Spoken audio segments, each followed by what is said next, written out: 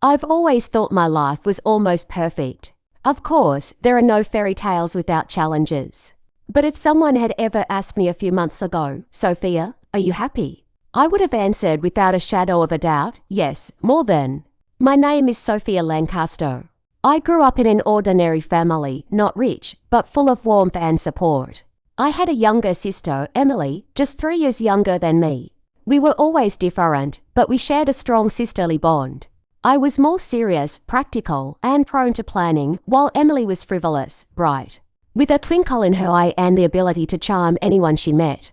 When I met Michael, my future husband, Emily immediately joked, "Be careful, Soph. Men like that are usually the kind of people who run off to Italy and never come back." We laughed then. I just blushed because from that very first minute I realized this man would change my life. Our romance developed rapidly. Michael was different. There was something about him that drew me in and disarmed me. He knew how to listen as if I were the center of his world. His light jokes always hit the mark, and his serious words rang with weight and honesty. 2 years later, we got married.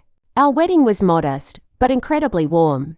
I remember standing next to him under an arch decorated with white roses and thinking, "I've found my forever." Emily was my bridesmaid. She was as radiant as I was, and I was proud to have such a sister. That day, I couldn't even imagine that she would one day be the cause of the most terrible betrayal of my life. 5 years passed. Michael and I had a marriage full of ordinary joys and small difficulties, which I believed we always overcame together. We bought a cozy house on the outskirts of Seattle, a white facade, a green garden, a large kitchen where I loved to cook. We didn't have children, and frankly, I thought we'd have time for that later. Every morning, I woke up before Michael, made coffee, and sat by the window while he came downstairs, disheveled and sleepy, but always smiling. These little things seemed like proof to me. We were a team, we were a family. Emily visited us often. She lived alone, worked in design, and traveled as much as she could, always returning with something interesting, a souvenir, a story, a new idea. Michael treated her warmly, like a little sister, sometimes joking about her carefree nature, and sometimes, on the contrary, defending her from my stern criticism. "Sophia, she's younger, give her some space," he'd say when I'd chide Emily for always being late or spending money on pointless things. And I'd smile. That was part of his charm too. He could find an excuse for everyone. The three of us would often go out together. To the beach, to the mountains, just for a picnic in the park. I loved those moments. I believe that was happiness, being with your closest people, sharing life's simple joys. Michael would sometimes joke, "Sophia, we're not a family, we're a club. You, me, and Emily. We need a dog too to make it complete." We'd laugh. And Emily would clap him on the shoulder and add, "Well, Michael, if you ever get tired of me, just tell me." I always thought there was nothing but lightness in her words. Sometimes I caught myself thinking there was too much banter between them, too much eye contact. But I pushed those thoughts away. "Nonsense, Sophia," I told myself. "They're your husband and your sister. They're your family. There's no room for doubt." But the seed was still sown. One evening, as we sat on the terrace, Michael suggested, "Let's go out into nature for the weekend. For a couple of days. We'll take tents and have a barbecue by the lake. We haven't been out in a while." I beamed. I love trips like this. And Emily jumped up with joy. What a great idea. And I didn't know then that this particular trip would change my whole life. That night, I lay next to Michael and thought about how lucky I was. I have a man I love, a sister I adore, and a little adventure awaiting us. I fell asleep smiling. And I didn't know I'd wake up in a world where trust no longer exists. I love the road. There's something so liberating about it, when you're behind the wheel, with miles of highway ahead, trees flashing past the windows, and it feels like all your problems are behind you. That Saturday, I was especially happy. Michael sat next to me, wearing sunglasses, one hand on the steering wheel and the other on my hand. Emily sat in the back, playing music on her phone and singing along. I laughed. She always had a beautiful voice, even if she claimed she sang just for fun.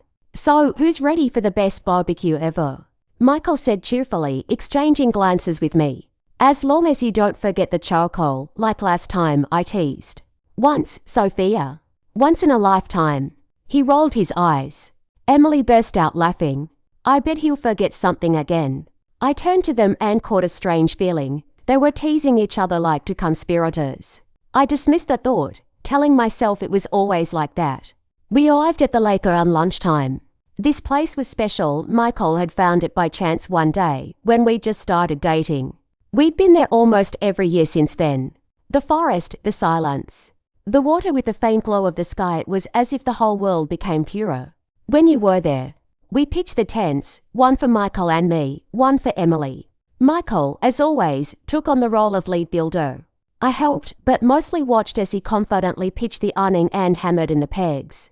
At moments like these, I always fell in love with him all over again, with his focus. The confidence with which he handled any tool. Well, it's ready. He straightened his shoulders, admiring his work. You're a natural camper, I said. Yeah, just without the coals, Emily interjected. Michael tossed a small pine cone at her, and she laughed loudly. The day passed in ease. We swam, grilled sausages, drank beer, and joked around. I sat on the blanket, looking at them, and thought, God, how lucky I am. I have everything I could ever want. But somewhere inside, a strange feeling was already brewing. Sometimes, when I caught Michael's eye, he quickly looked away as if he was hiding something. Sometimes I thought he was listening too intently to Emily, smiling too often at her jokes. Or maybe I was just tired. Maybe jealousy is that shadow that always lingers alongside love. Toward evening, we lit a fire. Emily brought her guitar, yes. She even dragged it here and began to sing. Her voice was warm, enveloping, and the flames danced to the melody. I looked at my sister, glad she was with us. Michael sat across from me, his face especially serious in the firelight. He listened to her intently, almost too intently. I felt the twinge again, but I pushed it away. Emily, that was wonderful, I said after the song. You should perform for more than just family gatherings someday. She smiled and shrugged. Maybe, but singing here is much better than on stage. Night fell quickly on the camp. We agreed to turn in early. Tomorrow we wanted to hike the trail along the lake. Michael and I climbed into our tent. I settled down next to him, listening to the soft rustling of the wind in the pines. He turned to me and hugged me. His touch was familiar, but it didn't have the same tenderness as before. Maybe I was being too picky. Maybe I was just tired. I closed my eyes and fell asleep. I woke up in the middle of the night. It was around 3 a.m. Quiet. Too quiet. Michael wasn't there. At first, I thought he'd gone to the bathroom. But time passed, and he still wasn't there. I crawled out of the tent. The moon illuminated the camp, and everything looked peaceful. But one tent was empty. Emily. I felt my heart clench. Dozens of thoughts raced through my head, but none of them formed a clear picture. I walked toward the forest. I heard branches cracking in the distance. And then I saw them. They stood too close together. His hands on her waist, her head on his shoulder. And just as I froze, unable to believe it, Michael leaned over and kissed her. The world collapsed. I don't remember returning to the tent. I don't remember lying down again. I just lay there with my eyes open and heard their quiet laughter in the distance. And I thought, this can't be true. This is a dream. This isn't my husband. This isn't my sister. But morning will show it's true. The morning greeted me with a thick fog, the smell of campfire smoke, and a feeling of emptiness inside. I didn't close my eyes until dawn. My whole body felt like lead, but my head was racing. When Michael returned to the tent late at night, I pretended to sleep. He lay down quietly next to me, without even touching me. His breathing was even, calm, as if nothing had happened. I lay with my eyes closed and felt something sticky, suffocating rise in my chest, a mixture of rage and pain. I looked at his back, and the same thing repeated itself in my head. He touched her. He kissed my sister. In the morning, they both acted as if everything was normal. Emily smiling, toasted bread on the grill. Michael poured himself coffee in a travel mug. I sat across from them, and the world seemed distorted. Every glance they gave each other was like a blow. Did you sleep poorly? Michael asked, looking at me as if he were a caring husband. A little, I answered shortly. Emily looked away. We walked along the path by the lake. The sun rose higher and higher, the birds sang, but for me, all this beauty was like a mockery. I walked alongside them, listening to their laughter, their conversations. And in my head I heard the thought, it's all a lie. Everything I knew about them is a lie. I felt I couldn't remain silent any longer.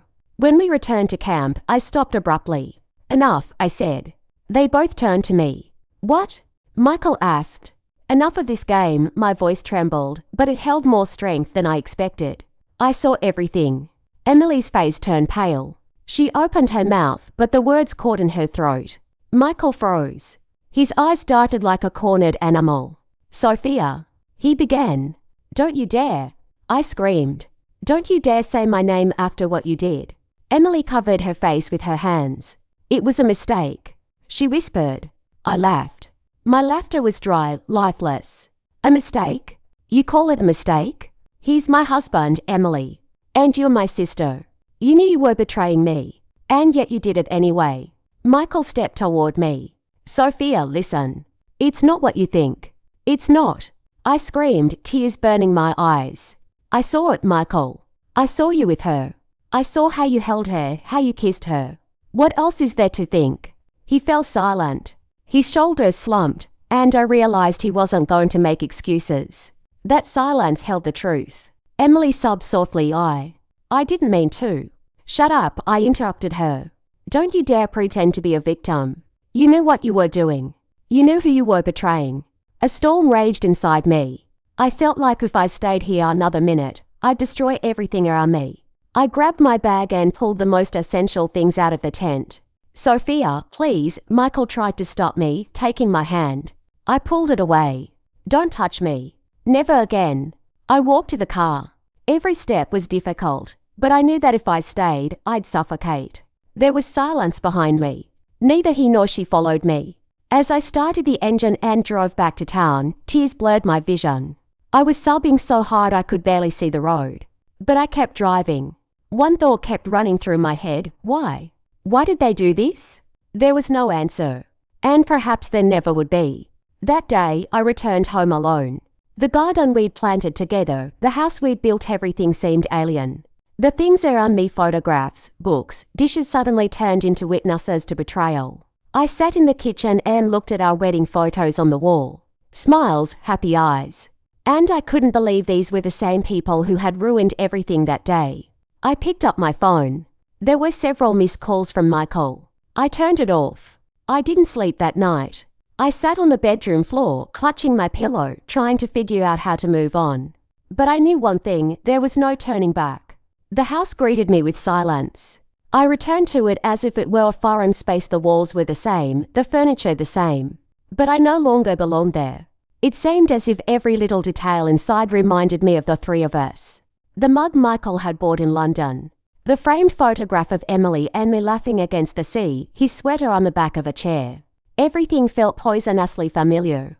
I walked through the rooms, unsure what to do. I wanted to throw out everything connected to them. But I had no strength. I simply collapsed on the sofa and cried. My phone kept vibrating. Calls, messages. Michael. Then Emily. I didn't answer. I couldn't. A few hours later, the door opened. He was back. I was sitting in the kitchen, iced tea in front of me. Michael entered cautiously, as if afraid to startle me. His eyes were red. It was clear he hadn't slept either.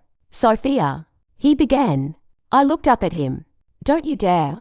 He froze. I know it's my fault. But please, let me explain. Explain. I laughed, and my laughter held more pain than my tears. What can you explain? How did you end up in my sister's arms? What brought you there? Love. Desire. Or just boredom? He lowered his head. It was a mistake. A mistake? My hands were shaking. A mistake is when you spill coffee on a white shirt. And what you did was betrayal. We sat in silence. I felt the walls closing in. Sophia, he said quietly. This has nothing to do with you. Don't you dare say that. I slammed my palm on the table. Everything you did has to do with me. Because I'm your wife. Because she's my sister. You destroyed more than just our marriage. You destroyed my family. He covered his face with his hands. I'd never seen him like that before. But it didn't affect me. The next day, I went to my parents' house. Emily had already told them her side of the story. My mother greeted me with tears. Sophia, we don't know what to say. I hugged her, but I felt a sense of distance. As if a rift had formed between us forever. Where is Emily? I asked. At home, my father answered gloomily. We talked to her. She admits she's guilty. I nodded. My insides were seething. She's not just guilty. She stole everything from me. I stayed with my parents for a few days. Michael tried to visit, but I wouldn't let him. He wrote letters. I didn't read them. Emily called. I hung up. I looked in the mirror and didn't recognize myself. Dark circles under my eyes, fatigue in my eyes, my hair disheveled. It was as if I'd aged 10 years in a week. One night, I woke up and realized I couldn't breathe. It felt like a stone was in my chest. I went outside and walked along the empty road. I walked until I was tired. And for the first time, I thought, what if I can never rise from this hole? What if I'm broken forever? But along with that thought, another came. I have to stand firm. I have to. Otherwise, they'll both win. A week later, I returned to the house. Michael was there. He tried to talk again. Sophia, I'm ready to do anything to get you back. Go to therapy, take any steps. I don't want to lose us. I looked at him for a long time. You've already lost me. And she went into the bedroom. That evening, Emily came. Unannounced. I opened the door and barely resisted the urge to slam it in her face. Sophia, please, let me speak. Her voice trembled. Go away. I know it's my fault. I'm not looking for forgiveness. I want you to know I love you. You're my sister. And what I did was the worst thing I could have done. I hate myself for it. I looked at her and felt nothing. Emptiness. Emily, I said finally. You're dead to me. I closed the door. At night, I replayed that moment over and over again. The moon, the fire, his hands on her waist. And I asked myself, why? There were no answers. But one thing I knew for sure, there was no turning back. 3 weeks passed. I lived as if in a dream. Mornings began with emptiness, days passed in fog, night fell with silence. I felt like everything inside me had died. But it was in this darkness, in the very day, that something slowly began to come to life. One day I woke up and for the first time in a long time, I wanted to make coffee. Real, aromatic coffee, not the instant coffee I'd been drinking for the past few days.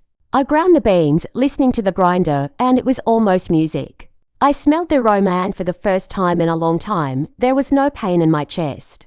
There was something else, a light, barely perceptible sense of life. I watched the sunlight fall on the kitchen table and thought, I'm still here. I'm alive. Michael continued to write. I didn't answer.